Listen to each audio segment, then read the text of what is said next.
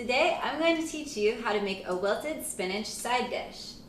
To do that, first we need a hot saute pan, and I'm going to pour a little bit of olive oil in it, probably just about a tablespoon.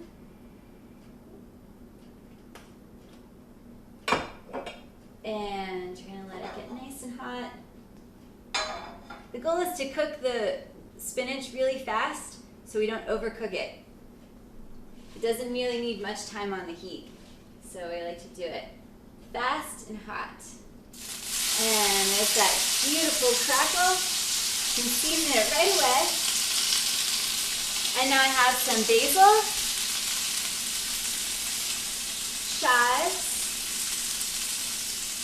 and a little bit of chopped parsley.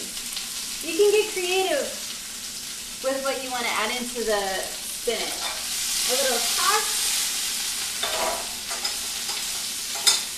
And when it's almost done,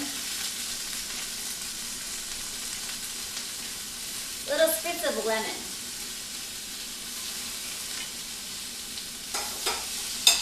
And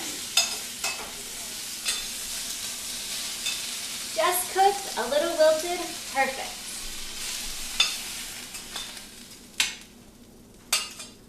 This is Laura with Laura's Market Fresh Club, and you just learned how to make a wilted spinach side dish.